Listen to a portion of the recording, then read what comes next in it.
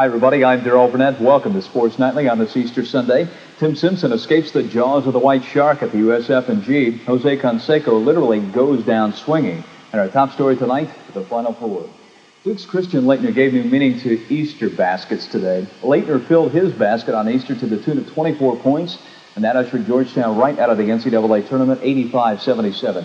Duke is on its way to the third Final Four in the last 4 years. The Blue Devils are unbeaten at the Meadowlands in the regionals. The Hoyas took a 2-point lead to the locker room at halftime. When Mark Tillman drained this three-pointer, it was 40-38. Duke made a run behind Danny Ferry in the second half. Ferry hit 4 of its first 6 shots to spark the Blue Devils early in the second half. The Blue Devils built a 6-point lead by spreading Georgetown's defense. Look at Phil Henderson drive with his left hand, slam with his right over Alonzo Mourning. Mourning was outplayed by Duke's Christian Laettner today. Ferry sets him up with a pass. Laettner scores, and he loves it. Duke led 75-61. Georgetown refused to fold, though. Charles Smith hits this jumper with 3 minutes left to keep the lead to 2, 77-75. But the Devils ran out the string at the free throw line, and Duke is on its way to the Final Four with an 85-77 win at the Meadowlands today, and the celebration was on. Everyone was hugging Coach K. Laettner had 24 points. Charles Smith has 21 for the Hoyas at a losing cause. Again, the final Duke 85-77 over Georgetown. Now, making the Final Four is old hat for Danny Ferry, who's making his 3rd trip there. The fact is, Ferry would like to trade that old hat for a new crown. Sports Channel's Ed Randall was with the Blue Devils at the Meadowlands. The matchup of 2 of the finest defensive teams around performed as advertised in an extremely physical game. But in the end, Duke had the bodies to stay with Georgetown and, more importantly, seasoned veterans. You have 2 outstanding defensive teams with a lot of talent. When both teams play with a lot of emotion, and it was a terrific game. Anytime you're playing against a very seasoned team, it's a strain to do that, and Duke is a good ball club, and we weren't able to turn the corner at that point in doing it, but I was proud of the fact that the kids did scramble and work hard and tried to stay in it. Duke foiled Georgetown's bid for their 4th Final Four appearance in this decade by holding the Hoyas to just 44% outside shooting, and after it was over, bucking tradition, the Nets remained on the baskets. We as a team, we didn't come into this to win the Eastern Regional. We'd like to cut the Nets down in 2 more games. And, that was the team's overall feeling. I mean, this was a great win. We beat a great team, and we're very happy to go to the Final Four. So on Seton Hall's home court, Duke advances its Meadowlands record to 9-1 to gain the right to travel across the country to face Seton Hall. Ed Randall, Sports Channel. When all was said and done, 3 of the top 4 seeds went to seed in the NCAA tournament. The only top seed to advance is Illinois, that team with the short players and the long pants. The Fighting Illini almost lost the fight against Syracuse today. Illinois fought back from 13 points down to make its first trip to the Final Four since 1952. We go to the highlights. Syracuse took an early lead. The outlet pass goes to Sherman Douglas, who beat Stevie Thompson for the alley-oop jam, and the Orange led by 7 at the half. Illinois mounted a comeback in the second half. Nick Anderson is tough down low. He comes up strong, and Illinois led by 2. Illinois doesn't have a player over 6'8", but that doesn't matter on this play off the free throw miss. Anderson again goes up strong. Illinois had a 5-point lead, and the fans love it. Down by 3 in the second half. Syracuse goes to freshman Billy Owens, who spins and banks for 2. Illinois comes right back, though. Anderson makes the steal and takes it all the way right here. Kendall Gill follows with a slam. And again, it's a 5-point lead for Illinois. With about 25 seconds left, Sherman Douglas cans a 3-pointer to slice the lead to just 1. But with seconds remaining and a chance to tie, Stevie Thompson is off the mark with this 3-point attempt right here.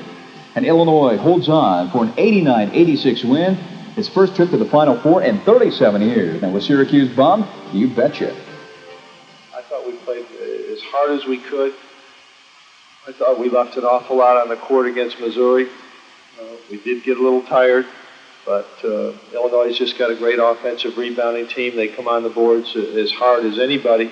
Everybody's going to be disappointed. It's going to be one happy team at the end of this tournament. Nobody's going to be really satisfied, but I think that we had a productive season. We did everything that we, really wanted to do, but, we missed out. And it's just going to be one win at the end, and it's been a great 4 years. I wouldn't trade it for anything. I think I accomplished more than any of you people thought I could, so I'm proud of myself. One team will be king in the King Dome. Will it be Seton Hall and Duke? Or will it be the other 2 teams playing in the Final Four? Out of the Big Ten, Illinois and Michigan. Of course, Illinois going for the first time since 1952.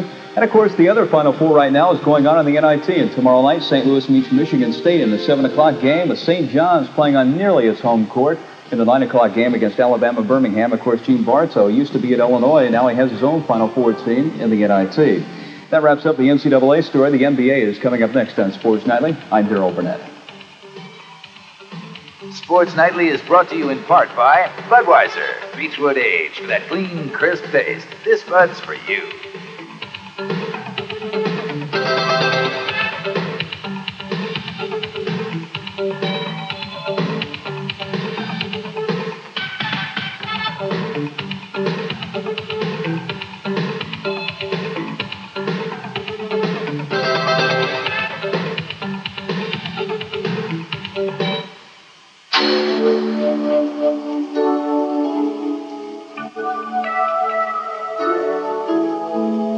The Clydesdales, the symbol of Budweiser quality.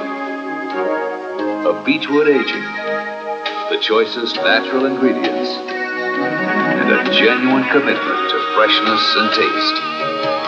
One beer lives up to all this. Budweiser. Mercury introduces Cougar XR7. Supercharger. Speed-sensitive steering. Anti-lock brakes. All this and the quality of a Mercury. Like a Mercury. There really is cause to cheer for Bravo, and you're invited to enjoy our truly extraordinary films and specials. Discover the Bravo difference and rediscover what television was meant to be. Bravo, exciting, innovative, and extraordinarily entertaining. I love it. You will too. So watch cable TV that's really different. It's Bravo. Call your local cable company today.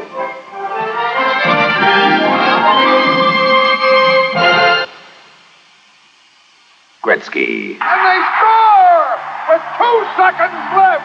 Lemieux, Burke, Shot safe, Burke. LaFontaine, Deneen, Fires in front, they score. Hextall, Savard.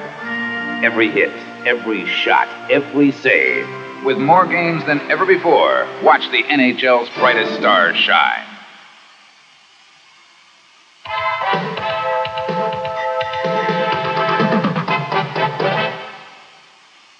Welcome back to Sports Nightly. I'm Daryl Burnett. The top stories, the Final Four is set.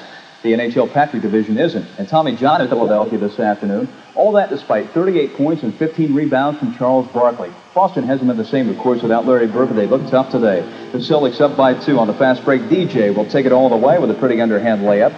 Later on, the Sixers down by 9 at this point. Scott Brooks does what he can to keep it close. Watch as he nails a long three-pointer. Swish. The Sixers fighting hard to come back. Charles Barkley gets the ball down low, powers his way in, and sinks the bucket, plus he draws the foul. In the second half, the Celtics start to pull away. Robert Parrish gets the ball at the foul line, gets that first step, and how many times have we seen him do that for the Jam? Parrish was tough today. Watch as he grabs a loose ball and goes up strong for the dunk again. The Sixers weren't going to give up easily, though. On the fast break, they looked at Charles Barkley. Who else? Who soars in for the two-handed jam. Late in the fourth quarter, Reggie Lewis gives the Celtics a 9-point lead when he pulls up and hits the jumper. Now with 2 minutes left in the game, Sixers down by 3 off the inbounds. They find Maurice Cheeks down low for the easy bucket. That cuts Boston's lead to just 1. 2 seconds remained in the game. The Celtics are up by 2 from a Robert Parrish free throw. When the Sixers inbounds, Ed Pinckney is there for the steal. And that seals the Boston win this afternoon, 105-103, despite the missed dunk right there. Parrish had the 30 points and 16 rebounds. Lewis, 26 points as well for the Celtics. Barkley had the 38 to lead everyone. The Celtics have now won 7 of their last 9 and seem to be making a run at the second-place Sixers. Right now, the Celtics are just a game and a half behind Philadelphia. The Knicks have the division well in hand, of course. Washington is a full 3 games behind the Celtics, 11 and a half behind the Knicks right now.